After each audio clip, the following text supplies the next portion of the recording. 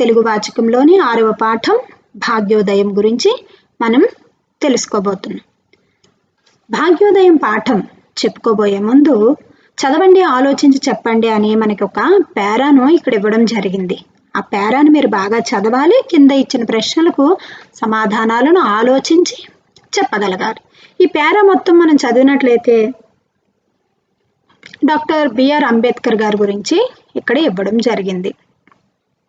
అతను అస్పృశ్యతను నివారించడానికి, దళితుల అభ్యున్నతికి ఎంతగానో కృషి చేశాడు. ఆ విషయం మనందరికీ తెలుసు. మన రాజ్యాంగాన్ని, ఉత్కృష్టమైన రాజ్యాంగాన్ని అతని మేధాశక్తితో రూపొందించగలిగాడు. దేశ విదేశాలు తిరిగి విద్యను అభ్యసించాడు. ప్రపంచంలోనే మహామేధావిగా గుర్తింపబడ్డాడు అనడంలో అతిశయోక్తి లేదు. ఎందుకంటే అతను రచించినటువంటి రాజ్యాంగమే దానికి నిదర్శనం. మరి పై పేరా ఎవరిని గురించి తెలుపుతుందంటే మీరు ఈ పేరా బాగా చదవాలి. డాక్టర్ బిఆర్ అంబేద్కర్ గారి గురించి తెలియజేస్తుందని రాయాలి. ఆయన ఎవరి గురించి కృషి చేశాడు, ఎందుకు అంటే నిమ్న వర్గాలలో అస్పృశ్యతను నివారించడానికి, దళితుల అభ్యున్నతికి కృషి చేశాడు. ఎందుకు అంటే మరి అంబేద్కర్ గారు జన్మించినటువంటి దినాలలో ఆ రోజుల్లో సమాజ స్థితిగతులు ఎంత భయంకరంగా ఉండేవంటే అంటరానితనం అనే దురాచారం తాండవిస్తూ ఉండేది. దళితుడు ఊరి మధ్యలోకి రాకూడదు, పాదరక్షలు అంటే చెప్పులు ధరించి తిరగకూడదు, సవర్ణులకు ఎదురుగా రాకూడదు అంటే మిగిలిన కులస్తులకి ఎదురుగా దళితుడు వెళ్ళకూడదు, వాళ్ళు వాడుకునే బావిలోంచి మంచినీళ్ళు తాగకూడదు, వాళ్ళు చదువుకునే పాఠశాలలో వీళ్ళు చదవకూడదు, వాళ్ళు తినే హోటల్లో ఫలహారాలు కూడా వీళ్ళు తీసుకోకూడదు, అంత దారుణంగా అంటే వీళ్ళ గాలి కూడా సోకకూడదు అన్నటువంటి విధానంలో అంబేద్కర్ గారు పుట్టినప్పుడు సమాజ స్థితిగతులు ఉంటూ ఉండేవి. అవన్నీ చూసి ఈయన చలించిపోయాడు. అతను చాలా మేధావి. పాఠశాలలో కూడా ఆయన మరి ఈ అణగారిన వర్గానికి దళితుడు అవ్వడం వల్ల అతన్ని ఒక మూలను కూర్చోబెట్టుకునేవాళ్ళు, అందరితో కలవనిచ్చేవాళ్ళు కాదు. కానీ చాలా గొప్ప మేధావి. అతను సంస్కృతం నేర్చుకుందామంటే దానికి వాళ్ళు అంగీకరించలేదు. కాబట్టి ఆయన పర్షియన్ నేర్చుకున్నాడు. అలాగే ఈయన ఈ దేశ విదేశాలు విద్యను అభ్యసించి మహామేధావిగా గుర్తింపబడ్డాడు. ఈ విధంగా ఇతను అమెరికాలో కొలంబియా యూనివర్సిటీలో విద్యాభ్యాసం చేయడానికి వెళ్ళినప్పుడు అతను వాషింగ్టన్ రాజకీయ హక్కుల కోసం, సాంఘిక ఆర్థిక హక్కుల కోసం, నీగ్రోల విషయంలో ఆయన వాషింగ్టన్ చేసినటువంటి హక్కుల కోసం చేసిన కృషి ఇతన్ని చాలా ఆకట్టుకుని అతన్ని చూసి ప్రేరణ పొంది ఈయన కూడా మన హిందువుల పట్ల అంటే మన సమాజంలో ఉండేటటువంటి దళితుల హక్కుల కోసం కృషి చేయాలి, హిందూ ధర్మశాస్త్రం హిందువులందరికీ ఒకే విధంగా వర్తించేటట్లు చూడాలని అమెరికాలో ఉండగానే నిర్ణయించుకున్నాడు. మన దేశం వచ్చిన తర్వాత ఆ దిశలో ఆయన ప్రయాణం చేసి రాజ్యాంగం అద్భుతంగా అతను మరి రాజ్యాంగంలో చట్టాలు పొందుపరచడం కానీ ఈ విధంగా మనం చూడగలం. అటువంటి మహామేధావి మన అంబేద్కర్ గారు. మన రాష్ట్రంలో దళితులు, నిమ్న జాతుల వారి కోసం కృషి చేసిన వ్యక్తులు ఎవరు? మన తెలంగాణ రాష్ట్రంలో దళితుల కోసం కృషి చేసినటువంటి వ్యక్తులు 3 ఉన్నారు. వాళ్ళనే ఆ 3ని కలిపి ఇక్కడ తెలంగాణ రాష్ట్రంలో ఏమంటారంటే దళిత త్రయంగా పరిగణిస్తూ ఉంటారు. వాళ్ళు ఎవరెవరంటే భాగ్యరెడ్డి వర్మ, ఎస్ వెంకట్రావు గారు, రామస్వామి గారు. ఈ 3లో కూడా భాగ్యరెడ్డి వర్మకి అగ్రస్థానం ఉంది. వీళ్ళు 3 కూడా మాలమాదికులకు సమాన గౌరవం, సమాన భాగం వాళ్ళకి చెందాలని వీళ్ళ అహర్నిశలో కృషి చేయడం జరిగింది.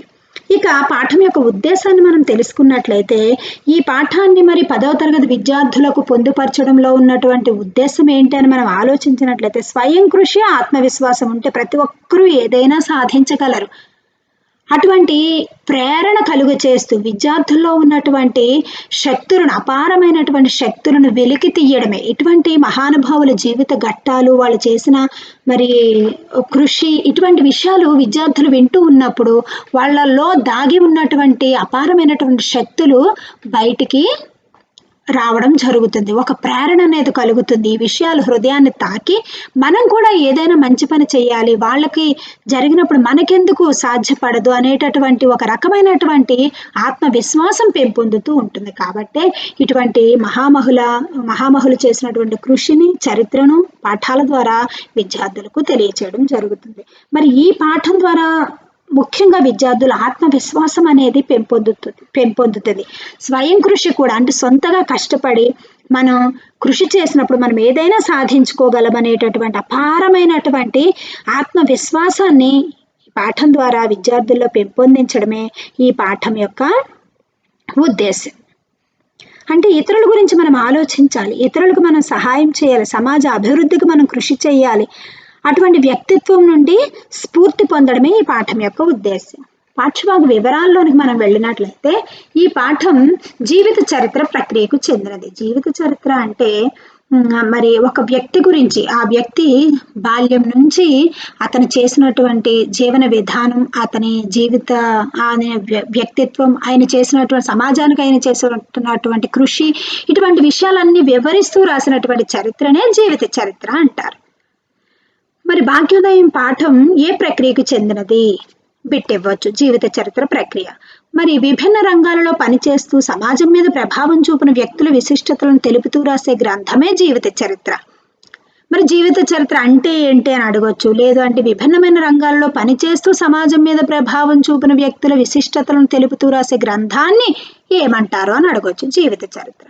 భాగ్యరెడ్డి వర్మ కుమారుడైన ఎంబి గౌతమ్ రచించిన భాగ్యరెడ్డి వర్మ జీవిత చరిత్ర గ్రంథంలోని కృష్ణస్వామి ముదిరాజు రాసిన వ్యాసంలోనిది ఈ పాఠ్యభాగం. మన ప్రస్తుతం ఈ పాఠ్యభాగం ఎక్కడి నుంచి తీసుకున్నారు అని మనం ఆలోచిస్తే, ఎంబి గౌతమ్ ఎవరు? భాగ్యరెడ్డి వర్మ కుమారుడు. అతను రచించాడు. ఏం రచించాడు? భాగ్యరెడ్డి వర్మ జీవిత చరిత్రను ఒక గ్రంథంగా రచించాడు.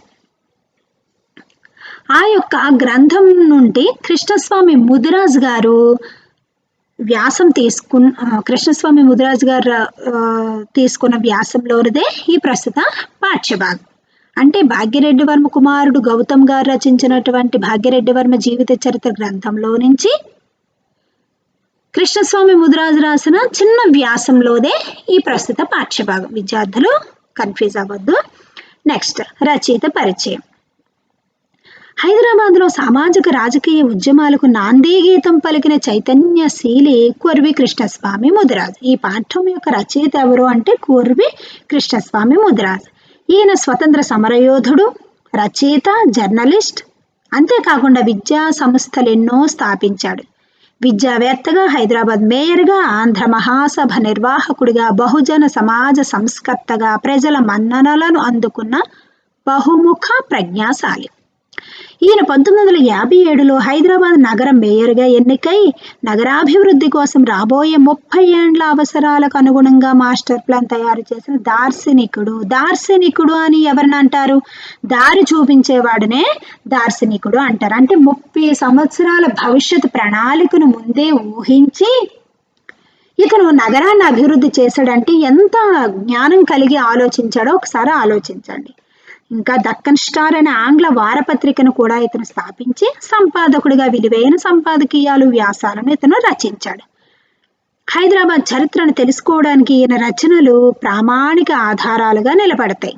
అంతేకాదు, హైదరాబాద్ నగరాన్ని ఛాయాచిత్రాల్లో 1000 పేజీల్లో బంధించి పిక్టోరియల్ హైదరాబాద్ అనే అద్భుతమైన గ్రంథాన్ని చరిత్రకు దృశ్య రూపంగా మనకు అందించాడు. పిక్టోరియల్ హైదరాబాద్ అంటే పేజీలు, అంటే చిత్రాలతో కూడినటువంటి హైదరాబాద్లో ఉన్న విశేషాలన్నీ కూడా, ఈ చరిత్రనంతా కూడా ఆ చిత్రాల ద్వారా ఒక మంచి గ్రంథంగా తయారు చేశాడు. 1000 పేజీలు ఉంటాయి దానికి. ఆ చిత్రాలను అన్ని చూసినప్పుడు మనకి హైదరాబాదు చరిత్ర అంతా మనకి దృశ్య రూపంగా, అంటే మన కళ్ళ ముందు చూసినట్లుగానే ఉంటుంది. అటువంటి అద్భుతమైన గ్రంథాన్ని రచించి అది ఎన్నో ఆధారాలు మనకు తెలియచేసే విధంగా అనేక రకాలుగా ఉపయోగపడుతుంది ఆ పిక్టోరియల్ హైదరాబాద్ గ్రంథం. తన మిత్రుడు భాగ్యరెడ్డి వర్మతో కలిసి దళితుల అభ్యున్నతి కోసం కృషి చేశాడు. 1948లో ఉర్దూలో హైదరాబాద్ కి 30 సాలా సియాసీ జదుజిహిద్ పేరుతో హైదరాబాద్లోని రాజకీయోద్యమాలపై గ్రంథాన్ని రాశాడు. భారత ప్రభుత్వంచే భారత స్వాతంత్రోద్యమ చరిత్ర రాసే సంఘంలో ప్యానల్ సభ్యుడిగా నియమితుడయ్యాడు. భారత స్వాతంత్రోద్యమ చరిత్రను రాసే సంఘంలో ఇతను నియమించుకున్నాడంటే ఎంత ప్రజ్ఞాశాలో మనం ఊహించవచ్చు. ఇతను జీవితకాలం అంతా చాలా నిరాడంబరంగా జీవించారు. మరి సామాజిక రుగ్మతలపై అనేక పుస్తకాలు రచించారు. ఇతను మరి ఒక ముద్రణ ఆలయాన్ని కూడా, ముద్రణాలయాన్ని కూడా స్థాపించి పత్రికలను కూడా ఇతను ముద్రించేవారు. మరి ఎంతో ఇన్ని రకాల సేవ చేసినటువంటి కృష్ణస్వామి ముదిరాజు గారి స్నేహితుడే భాగ్యరెడ్డి వర్మ. ఈ పాఠంలో ఈ కృష్ణస్వామి ముదిరాజు గారు ఈ వ్యాసంలో భాగ్యరెడ్డి వర్మ గారు చేసినటువంటి కృషిని వివరిస్తూ మనకి తెలియచేయడం జరుగుతుంది. అంటే పాఠం యొక్క రచయిత కృష్ణస్వామి ముదిరాజ్, అంత మాత్రమే కాకుండా ఇతను భాగ్యరెడ్డి వర్మకు స్నేహితుడు. అంతేకాకుండా భాగ్యరెడ్డి వర్మ ఆది హిందువులు అణగారిన వర్గాల వారి కోసం చేసిన కృషిలో ఇతను కూడా పాలిభాగస్తుడిగా, భాగస్వామిగా ఉండడం మనం గుర్తించాలి. ప్రవేశిక ఆయన అనేక బహిరంగ సభలు నిర్వహించారు. సామాజిక స్వచ్ఛత గురించి చెప్పి తన జాతి జనులను ఏకతాటిపై నడుపగలిగాడు. ఏకతాటిపై అంటే ఒకే మాట మీద, ఒకే మార్గంలో నడిపించడం. గాంధీజీ గారు చూసారా, మరి స్వాతంత్రోద్యమ సమయంలో ప్రజలందరినీ ఏకతాటిపై నడిపించగలిగాడు. సొంత వాక్యాలు ఇస్తూ ఉంటారు. ఆయన చేపట్టిన పనులలోకెల్లా మరపురానిది దేవదాసి, మురళి, వేశ్య సంప్రదాయాలను అడ్డుకోవడం. ఆడామగ పిల్లలను దేవునికి వదిలేయడాన్ని తీవ్రంగా నిరసించాడు. తాగుడును మానిపించాడు. ఈ విధంగా సామాజిక బాధ్యతను నెరవేర్చడానికి తన జీవితాన్నంతా ధారపోసే మహోన్నత వ్యక్తులు కొందరే ఉంటారు. ఆ కొందరిలోనూ ముందు వరుసలో ఉండే భాగ్యరెడ్డి వర్మ గురించి తెలుసుకోవడం ఎంతో అవసరం కదా. తెలుసుకుందామా? సెక్షన్ 1. తన జాతి జనుల బాగు కోసం చిన్నప్పటి నుండే అంకితమైన భాగ్యరెడ్డి వర్మ 1888లో పుట్టినాడు. ఆయన చిన్నప్పుడు చదువుకున్న చదువే ఆయన జీవిత గమనాన్ని నిర్దేశించింది. అంటరాని వర్గాలు అప్పటికి అనుభవిస్తున్న అవస్థల నుంచి గట్టెక్కించడానికి ఆయన అంకిత భావంతో పనిచేశాడు. అంకిత భావంతో పనిచేయడం అంటే మీకేమర్థమైందని ప్రశ్న అడుగుతారు. అంకిత భావం అంటే మనం చేస్తూ ఉన్న పనిని, ఆ పని అయ్యేంత వరకు కూడా ఆ పని మీద శ్రద్ధ నుంచి ఆ పనిని తగిన సమయంలో, మరి అనుకున్న సమయంలో పూర్తి చేసేంత వరకు శ్రద్ధ, మనసు దాని మీద నిలిపి పనిచేయడమే అంకిత భావంతో పనిచేయడం. తాను చదివిన చదువు వల్ల కుల వ్యవస్థ అంటే ఏమిటో, దాని నిజస్వరూపం ఎటువంటిదో అవగతమైంది, అంటే అర్థమైంది. అంటే చదువుకుంటే తప్ప మనకి ఏ విషయాలు అర్థం కావు. సమాజంలో జరుగుతున్న విషయాలే కానీ, మరి జరగబోయే విషయాలు కానీ మనం అర్థం చేసుకోవాలంటే మరి పదునైన ఆయుధం ఏది?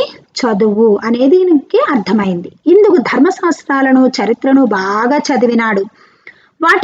వాటి వల్ల అంటరాని వర్గాల కడగండ్లను అర్థం చేసుకోవడానికి, వాటిని నిర్మూలించి వారిలో సామాజిక వికాసం కలిగించడానికి ఆయనకు దారి దొరికినట్టయింది. కడగండ్లు అంటే కష్టాలు, నిర్మూలించడం అంటే పూర్తిగా లేకుండా చేయడం.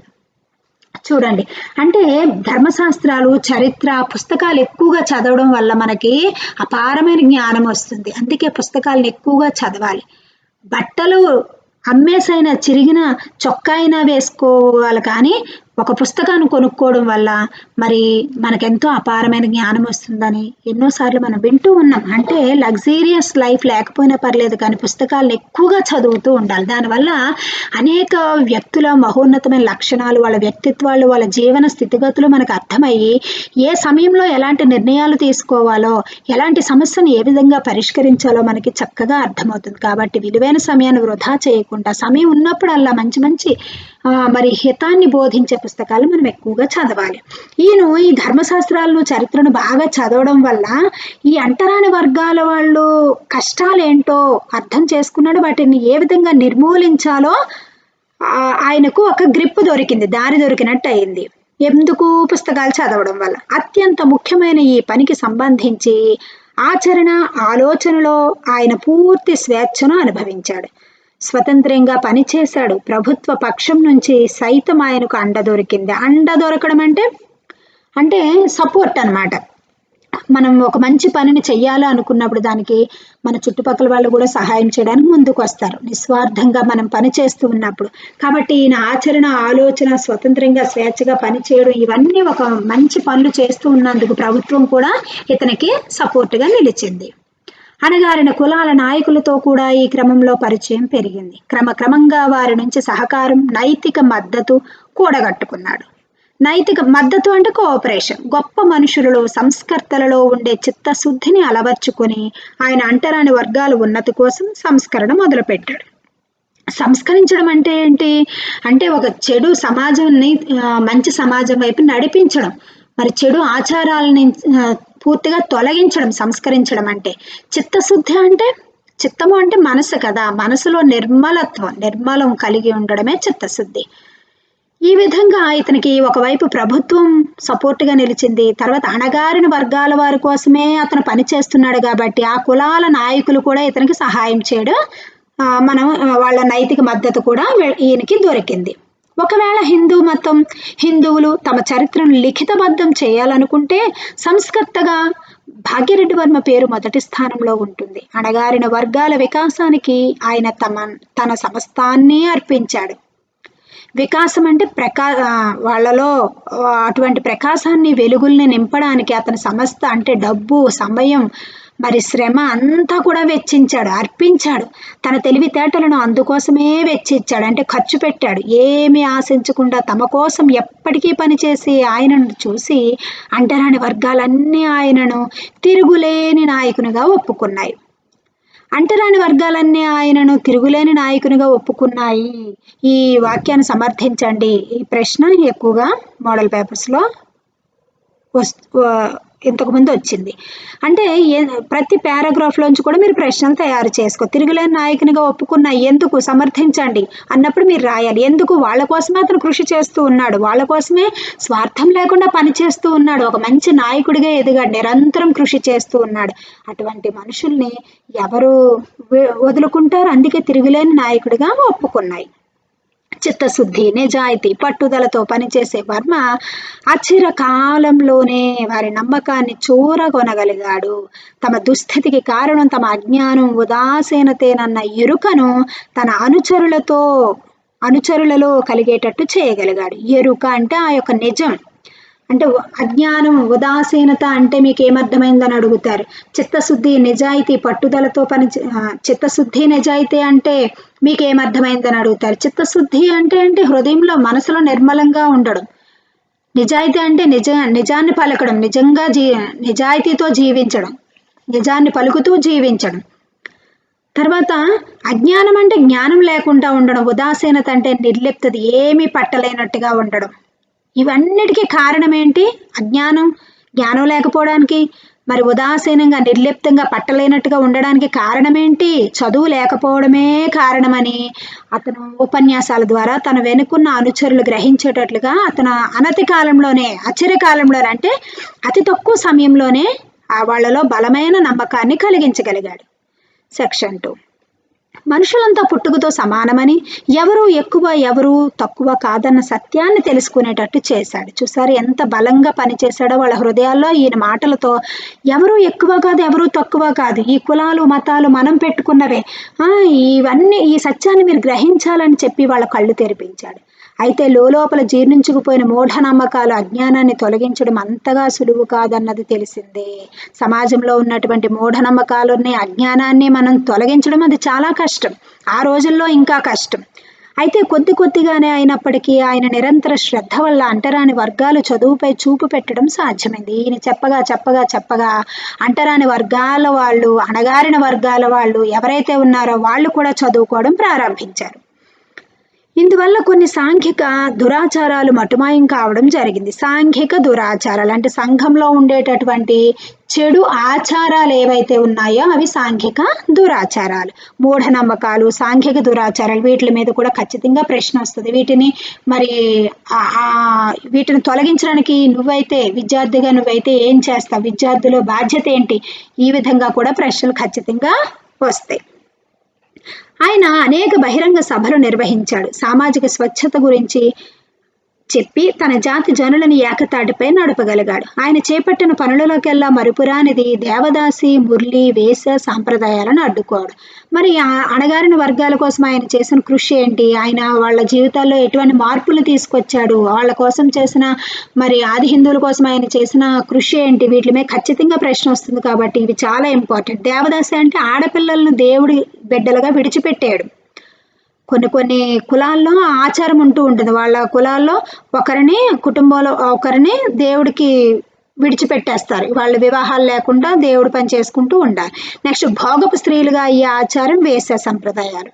ఇవన్నీ కూడా మురళి ఇవన్నీ కూడా ఒక రకానికి వస్తూ ఉంటే ఈ సంప్రదాయాలన్నీ కూడా అడ్డుకున్నాడు. పసివాళ్ళైన ఆడ మగ పిల్లలను దేవునికి వదిలివేయడాన్ని తీవ్రంగా నిరసించాడు. అంటే ఈ బాబు దీనికి దేవుడి కోసమే అని విడిచిపెట్టేస్తుంటారు, వాళ్ళకి ఇంక ఈ లోక జీవితంతో సంబంధం లేకుండా. ఇటువంటివన్నీ కూడా ఇతను నిరసించాడు, వ్యతిరేకించాడు. తాగుడు వలన కుటుంబాలు ఎట్లా గుల్లగా మారిపోతాయో కుల పెద్దలకు ఆ మహమ్మారి గురించి చెప్పి వారిని మానిపించగలిగినాడు. మహమ్మారి అంటే ఏంటి? గొప్ప మృత్యుదేవత అంటే ఏంటి? ఇంకా రోగానికి మందులు ఉండవు, అలాంటి దాన్ని మహమ్మారి అంటారు. అలాగే ఈ తాగుడు అనేటటువంటి దానికి గురి అయిపోతే ఆ ఇల్లు మొత్తం గుల్ల అయిపోద్ది. బంగారాలు అమ్మేస్తారు, డబ్బు అమ్మేస్తారు, కానీ వాటిలోంచి బయట పడలేరు. ఆ తాగుడు అనే జబ్బు లాంటిది. అది ఆ కుల పెద్దలకు చెప్పి వాళ్ళని మోటివేట్ చేసి వీళ్ళతో కూడా చెప్పించి తాగుడు నుంచి కూడా విడుదల అయ్యేటట్టుగా చేశాడు. చూసాడా ఆయన ఎంత స్వార్థం లేకుండా కృషి చేశాడో. నిరంతరం తన కార్యాచరణకు దొరికే సహకారం వలన ఆయన కొన్ని కుటుంబాలని దురాచారాల నుంచి బయటపడేలా చేశాడు. ఈ చెడ్డ ఆచారాల నుంచి, తాగుడు నుంచి, వీటన్నిటి నుంచి కూడా వాళ్ళను దూరం చేశాడు. ఈ 4 లైన్లోంచి చాలా ఇంపార్టెంట్. ఆయన ఏమేం కృషి చేశాడు అన్నదానికి ఇవన్నీ ఏమేం మాన్పించాడు, వాళ్ళకు చదువుకునేటట్టు చేశాడు, చదువు యొక్క విలువను తెలియచేశాడు, ఈ తాగు నుంచి విడుదల చేశాడు. ఇలాంటివన్నీ మీరు చక్కగా ఒక 10 వాక్యాలు తయారు చేసుకోవాలి. ప్రతి ఏటా జరిగే మత సాంఘిక సభలకు ఆయన హాజరయ్యేవారు, అంటే అటెండ్ అయ్యేవారు. ప్రజాభిప్రాయాన్ని కూడగట్టే ప్రముఖులపై ఆయన ప్రభావం ఎంతగానో ఉండేది. ఆంధ్ర మహాసభ, ఆది హిందూ మహాసభ, అఖిల భారత అంటరాని వర్గాల సభ వంటి సంస్థలు జాతీయ స్థాయిలో నిర్వహించిన అనేక సభలలో ఆయన చురుకుగా పాల్గొనేవాడు, అంటే యాక్టివ్గా. ఆయన పాల్గొన్న ప్రతి సభలో తన జాతి జనులు ఎదుర్కొంటున్న దుర్భర పరిస్థితులపై వివరంగా చెప్పేవాడు. ఆయన తన జీవితంలో కాలుపెట్టిన దాదిగా ఆయన జనజీవితంలో కాలుపెట్టిన దాదిగా మొత్తం 3348 ఉపన్యాసాలు ఇచ్చినట్టు తేలింది. ఆయన అణగారిన వర్గాలలో చైతన్యాన్ని తేవడానికి కృషి చేశాడు. అంటే ఆది హిందువులో అణగారిన వర్గాల వాళ్ళలో మరి మార్పు, చైతన్యం తీసుకురావడానికి జీవితకాలం అంతా కృషి చేశాడు, నిస్వార్థంగా కృషి చేశాడు. 3348 ఉపన్యాసాలు ఇచ్చాడు. అంటే ఆయన ఏ రోజు అతను విశ్రాంతి కొరకు వాడలేదన్నది మనకు అర్థమవుతుంది. 1925లో న్యాయమూర్తి రాయ్ బాల ముకుంద్ అధ్యక్షత వహించిన ఒక సభలో హైదరాబాద్ సంస్థానంలో గల ఆది హిందువుల ప్రతినిధులంతా ఆయనను తమ మార్గదర్శకునిగా ఎన్నుకున్నారు. ఇది ఏ సామాజిక వర్గపు నాయకునికైనా గర్వకారణం అవుతుంది. ఆయన 1925లో ఆది హిందువుల ఆటల ప్రదర్శన నిర్వహించి ఆది హిందూ యువతీ యువకులు సవర్ణ యువతీ యువకులతో సమంగా రాణిస్తారని నిరూపించాడు. వాళ్ళందరినీ కూడా అణగారిన వర్గాలలో వాళ్ళతో మాట్లాడి, మీరు కూడా ప్రయత్నిస్తే మీరు కూడా వాళ్ళతో పాటు సమానంగా రాణించగలరు అని వాళ్ళను ప్రోత్సహించి వాళ్ళతో పాటు సమానంగా ఆటల ప్రదర్శనలో వాళ్ళు చక్కగా గెలుపొందేటట్టుగా వాళ్ళలో ఆత్మవిశ్వాసాన్ని పెంపొందించాడు, వాళ్ళని ప్రోత్సహించాడు. వాళ్ళు అన్ని రంగాల్లో ముందుకు రావడానికి కృషి చేశాడు. సవర్ణ యువతీ యువకులు అంటే అదే జాతికి చెందిన యువతను సవర్ణ యువతీ యువకులు అంటారు. ఆది హిందువుల మేలు కోసం వర్మ ఆది హిందువులు అంటే హరిజనులు లేదంటే దళితులు, ఇలా మేలు కోసం వర్మ నిరంతరం చేపట్టిన కార్యాచరణ ఎంతో మంది ప్రముఖుల మనస్సులను చూరగొని వారు ఆది హిందువులకు దగ్గరయ్యేలా చేసింది. భాగ్యరెడ్డి వర్మ నిరంతర కార్యాచరణ సభల వలన ఆది హిందూ సమాజం జాగరూకమయ్యింది, అంటే జాగ్రత్త పడింది. ఆది హిందువులు సొంత కాళ్ల మీద నిలబడాలంటే చదువు ఒక్కటే మార్గమని వర్మ బలమైన నమ్మకం. ఈ విషయంలో ఆయన ప్రభుత్వంతో సంప్రదింపులు జరిపి తన బాధ్యతను గుర్తించేలా చేశాడు. కృషి, పోరాటం ఫలితంగా ప్రభుత్వం ఆది హిందువుల కోసం ఎన్నో పాఠశాలలను ప్రారంభించింది, నెలకొల్పింది. 1931 జనాభా లెక్కల సేకరణ సందర్భంగా వర్మ ఎంతగానో శ్రమపడి అంటరాని వర్గాలను ఆది హిందువులుగా నమోదు చేయించాడు. ఇది ఆయన నాయకత్వ పటిమకు మచ్చుతునక. హిందూ సమాజం మొత్తంగా ఆయనకు రుణపడి ఉండాలి.